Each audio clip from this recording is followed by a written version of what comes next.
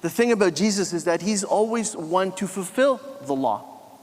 And while we're quick to, get rid of it, Jesus is always there to remind us that he isn't there to say this isn't good anymore. He's just giving us a fuller and more meaningful experience with it.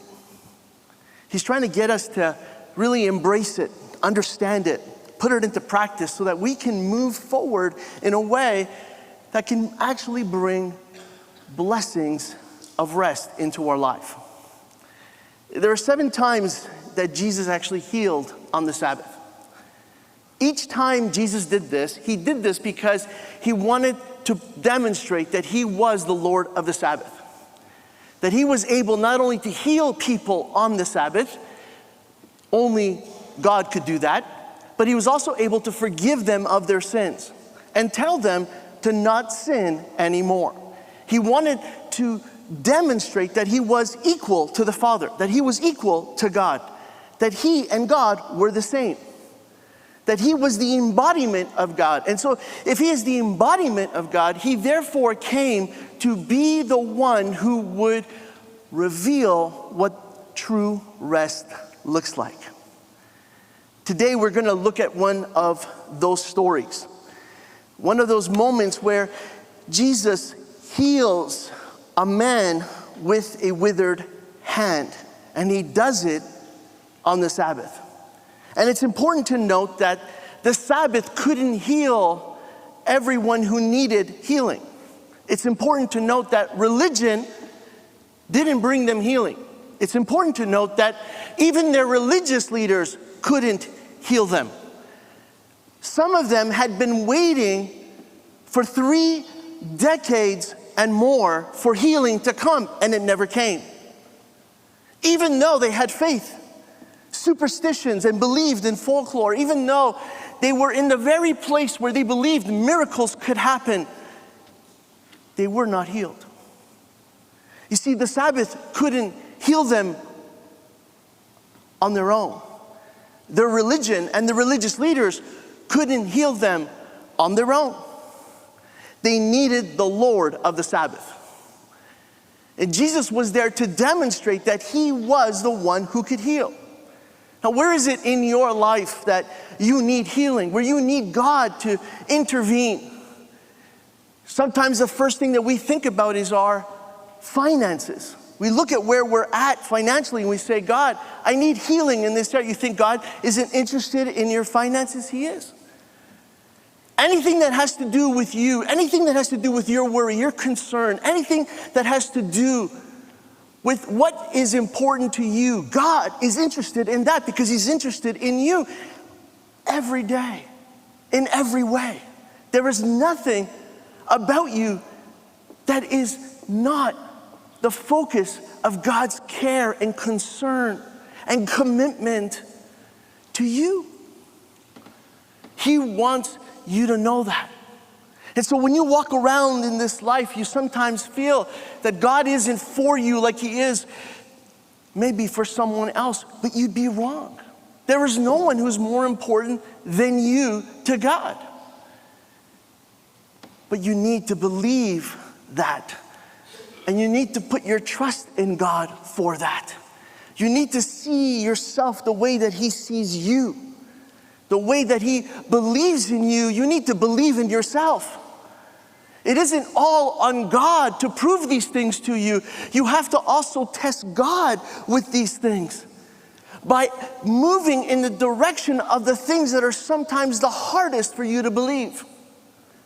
When you get a bad diagnosis, it's hard to believe that healing can come to you. But it doesn't matter what the report says. What matters is that you believe that God can still work in spite of that report. The diagnosis isn't your death sentence.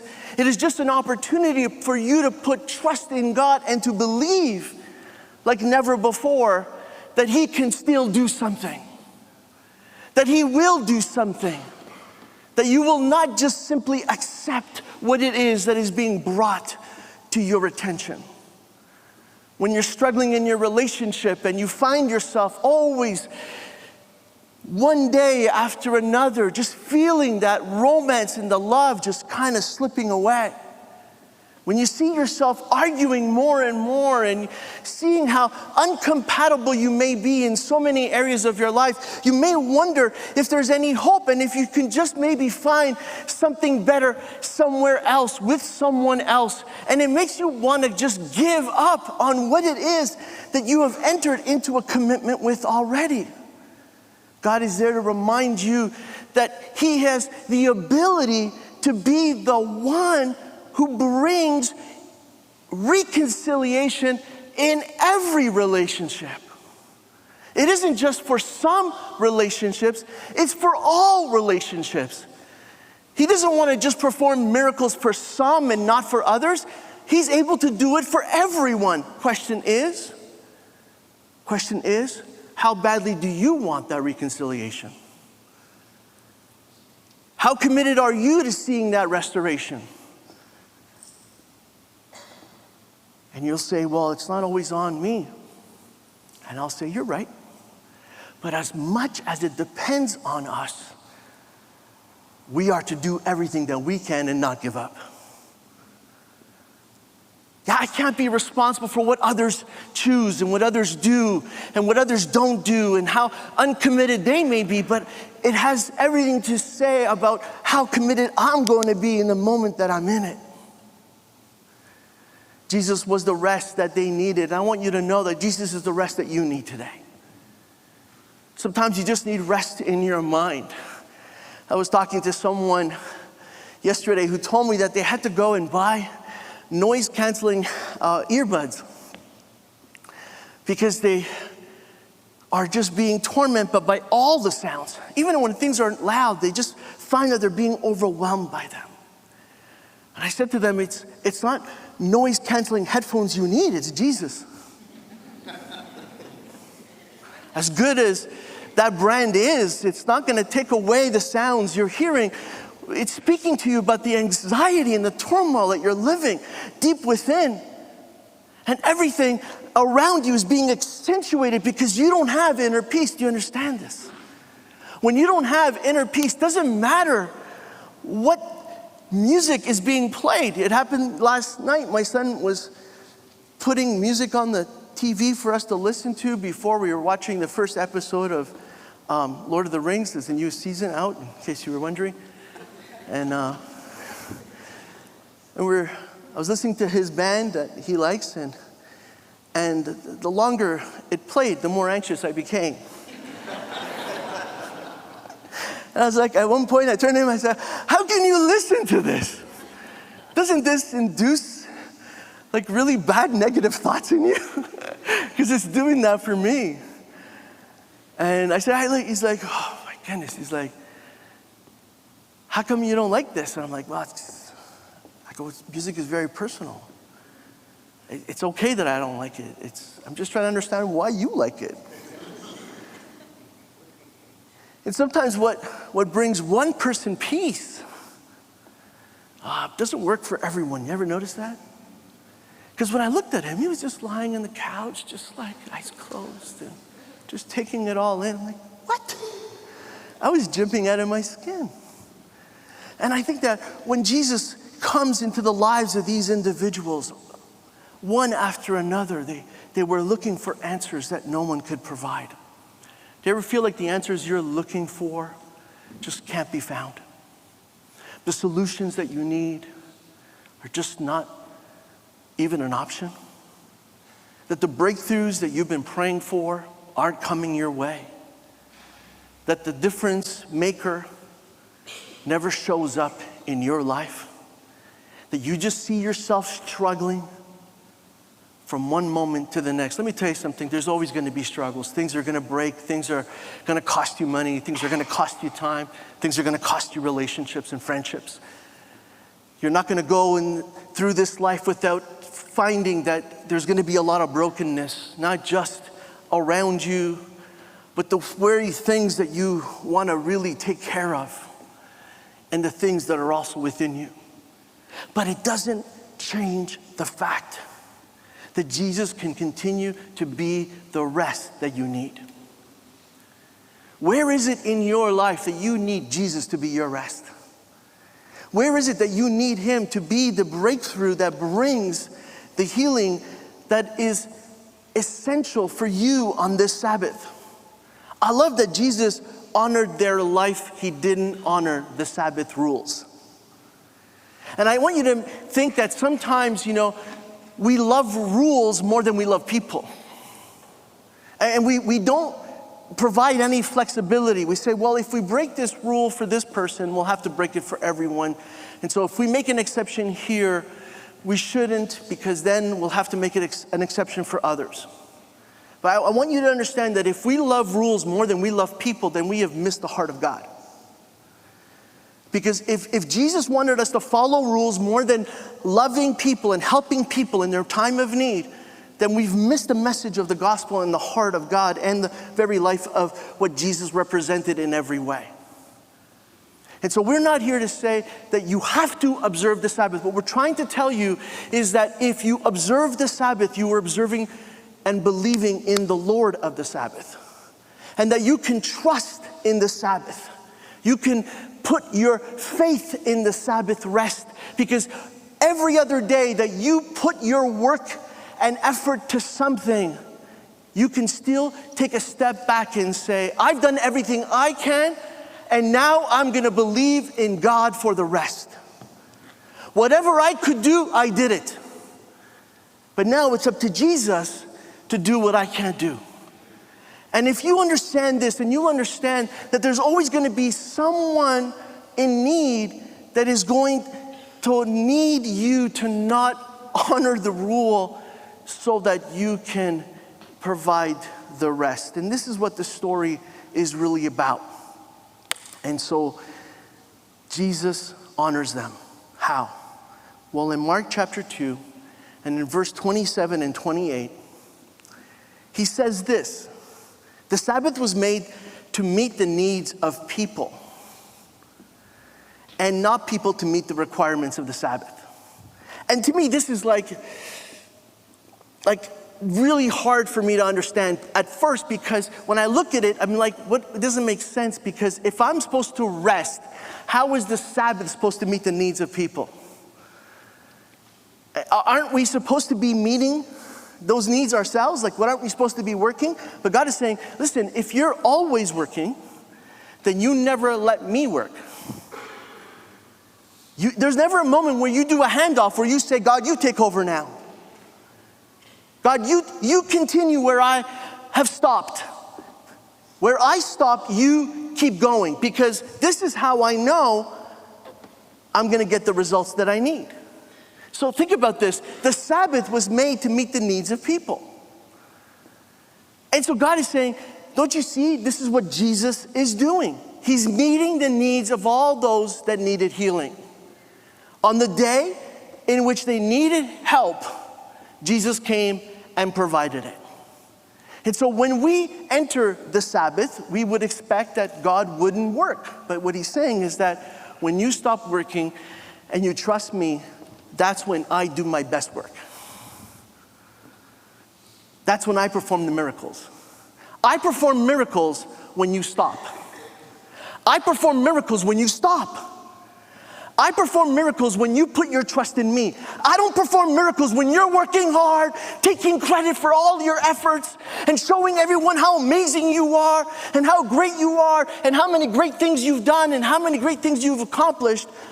When you stop, I'm gonna show you who I am and how I can do what you could never do, no matter how hard you tried.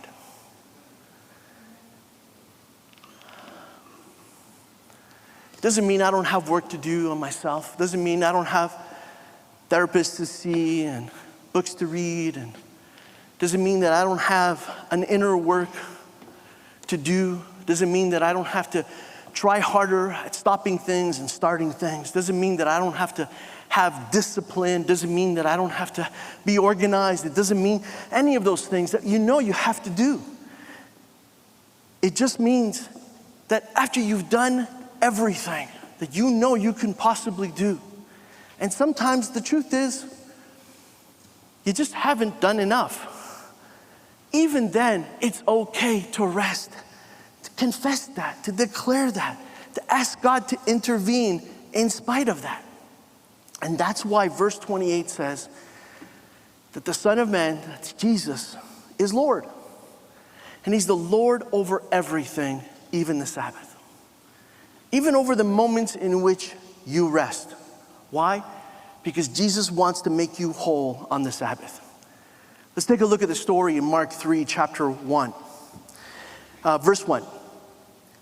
Mark 3, 1. It says that Jesus went into the synagogue again, and he noticed that there was a man with a deformed hand. And since it was the Sabbath, well, Jesus' enemies watched him closely, because they already knew that Jesus had a tendency to heal on the Sabbath and to do things on the Sabbath. And they knew that the law prescribed that if someone were to do something on the Sabbath, he would have to be excommunicated from the community and put to death. And so they knew that this would be an opportunity to kill Jesus. And they planned to accuse him of what? Of working on the Sabbath. Now, they already knew that Jesus was powerful enough to heal this man, but the only thing they were thinking of was how to accuse him. I want you to think about that for a moment, because instead of celebrating that God was in their midst, performing the miraculous, they were loving their rules more. They didn't care that this person could be delivered and healed and made whole. What they cared about was that their rules would be followed. Do you understand?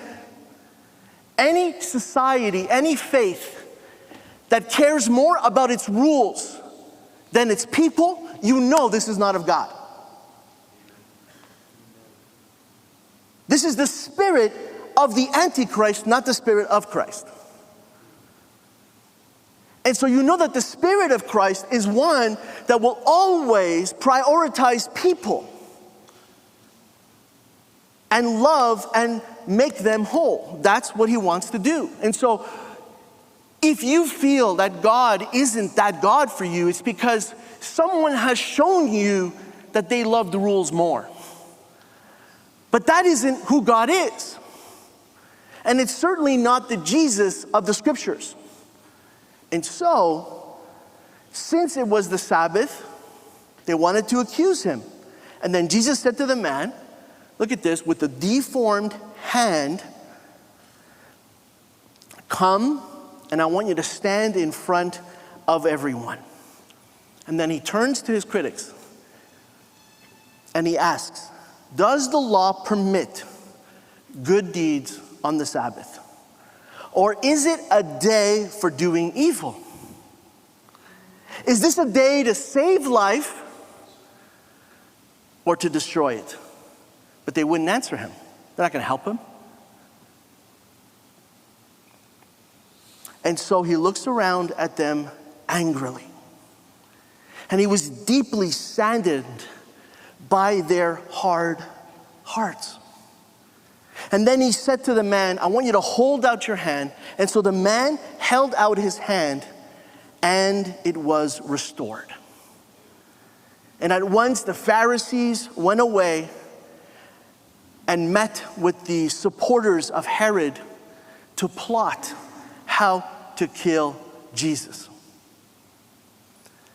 And so in the story, we see that Jesus is deeply concerned that people that were criticizing him didn't understand the heart of what the law had actually prescribed.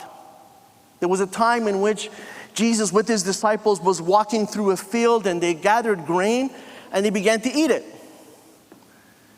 And they accused Jesus and his disciples of breaking the Sabbath because they looked at that as harvesting.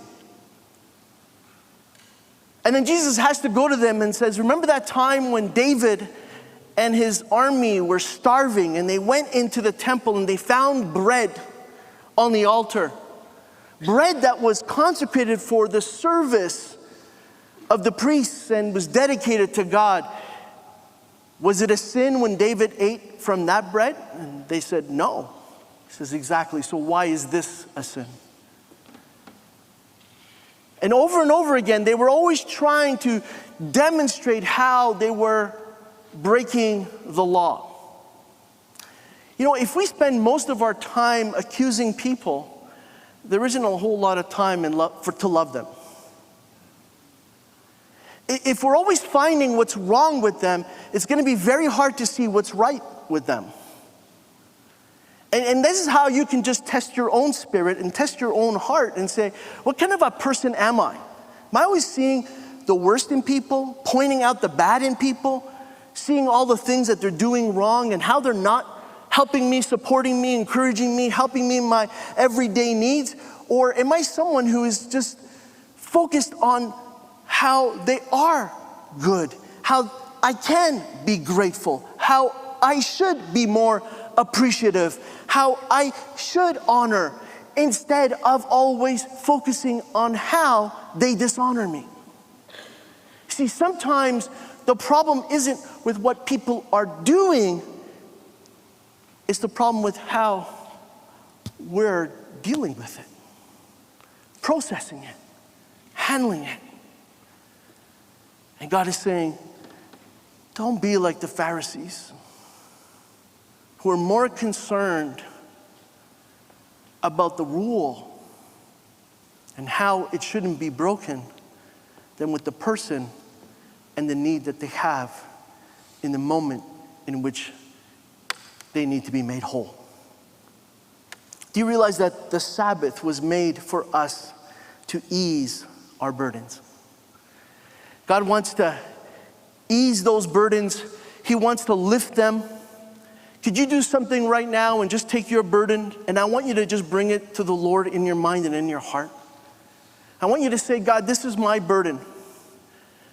I want you to ease my burden. I want you to rescue me from the weight of this, from my inability to handle it, to deal with it, to feel rescued from it, for me to resolve it and to have a solution for it.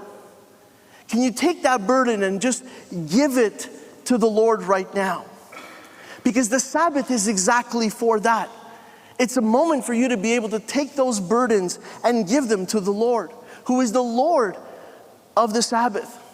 You see, the Sabbath was made for good deeds, not just from us, but also for us.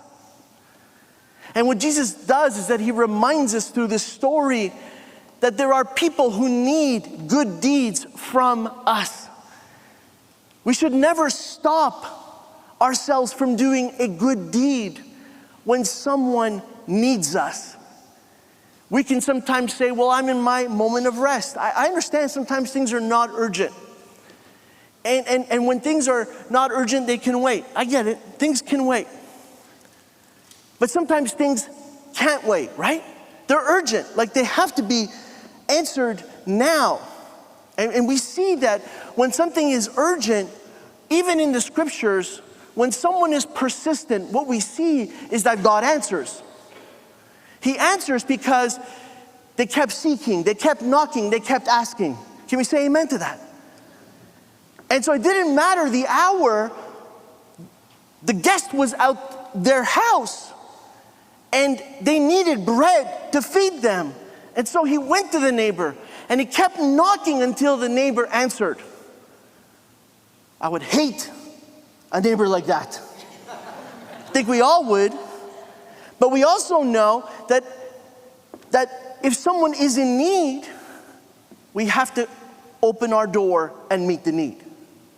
And it doesn't matter how inopportune the moment is. That's what the story is telling us. There's going to be moments where it's not going to be a good moment. It's not going to be the right time. It's not going to happen in the right way. It's not going to happen because someone scheduled an appointment. There was a time when we used to be able to just drop in on family without notice. Does anybody still do that anymore? Eh? Some people still do it. Yeah, I think you can still do it. But it's still not well received, am I right? Like, even when you do it, even with family, they're like, oh, okay, you know? But the point is that we can understand that there is something about helping someone in need. And Jesus is saying, what are we going to do? Just good deeds? On every other day, but not on the Sabbath? Or are we going to do good deeds on the Sabbath too? Are we going to let this person just stay sick just because it's the Sabbath? Or are we going to make them whole because it's the Sabbath? See, because it's the Sabbath, God is saying, I can make you whole. So when we prioritize God and prioritize a day of rest, God is saying, I'm going to become the Lord of your Sabbath. I'm going to come through for you. Where is it in your life that you don't feel whole? God is saying, listen, stop laboring where I can labor instead. Honor me on the Sabbath and let me make you whole. Why are you trying to do this on your own? Why are you trying to get recognized all by yourself? Why are you trying to become successful through your efforts without seeing my blessing in making you successful?